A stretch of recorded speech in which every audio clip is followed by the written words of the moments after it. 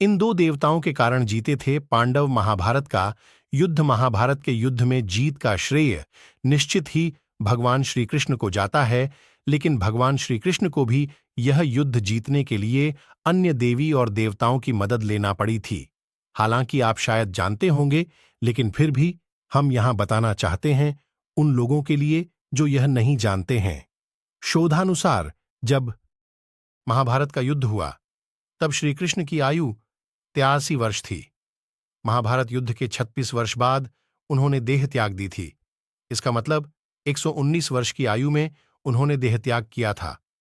भगवान श्री कृष्ण द्वापर के अंत और कलियुग के आरंभ के संधि काल में विद्यमान थे।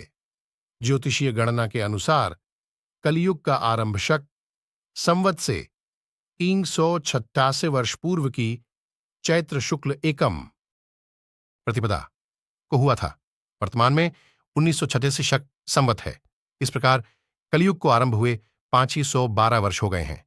इस प्रकार भारतीय मान्यता के अनुसार श्री कृष्ण विद्यमानता या काल शक संवत पूर्व दीनी 1928 की भाद्रपद कृत्वा 8 बुधवार के शक संवत पूर्व 344 तक है। भारत का सर्वाधिक प्राचीन युधिष्ठिर संवत, जिसकी गणना कलियुग से 40 वर्ष पूर्व से की जाती है, उक्त मान्यता को पुष्ट करता है। कलियुग के आरंभ होने से 6 माह पूर्व मार्गशीर्ष शुक्ल 14 को महाभारत का यल्ट का आरंभ हुआ था, जो 18 दिनों तक चला था। आओ जानते हैं महाभारत युद्ध के 18 दिनों के रोचक घटनाक्रम को। एक, हनुमान जी के बारे में तो सभी जानते हैं कि उनके बगैर तो यह युद्ध जीतना असंभव था। हनुमान जी से पांडवों की मुलाकात वनवास के दौरान गंधमादन पर्वत पर हुई थी। मान्यता अनुसार भीम और हनुमान दोनों भाई हैं, क्योंकि भीम और हनुमान दोनों ही पवन देव के पुत्र हैं। श्री कृष्ण की युक्ति के अनुसार हनुमान जी से पांडवों ने जीत का आश्वासन ले लिया था। इसी के चलते वे युद्ध में अर्जुन के रथ के ऊपर ध्वज में विराजमान हो गए थे। दिन अर्जुन अकेले वन में विहार करने गए। घूमते घूमते वे रामेश्वरम चले गए, जहां उन्हें श्री राम जी का बनाया हुआ सेतु देखा। यह देखकर अर्जुन ने कहा कि उन्हें सेतु बनाने के लिए वानरों की क्या जरूरत थी, जबकि वे खुद ही सर्वश्रेष्ठ धनुर्धर थे। उनकी जगह मैं होता तो यह सेतु बाणों से बना देता।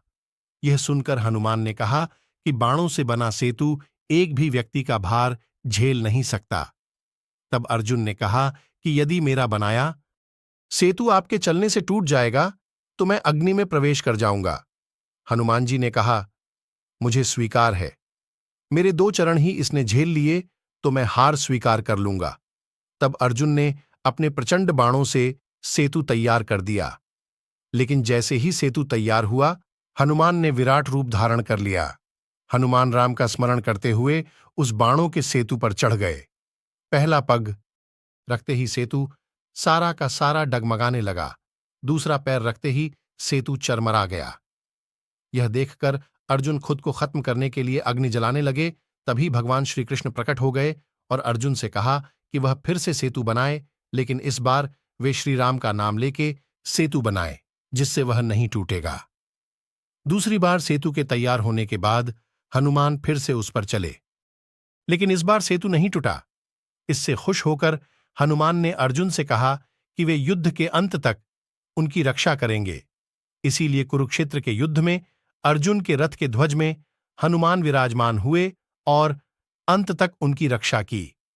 कुरुक्षेत्र के युद्ध के अंतिम दिन कृष्ण ने अर्जुन से पहले रथ से उतरने को कहा। उसके बाद कृष्ण रथ से उतरे। कृष्ण ने हनुमान जी का धन्यवाद किया कि उन्होंने उनकी रक्षा की।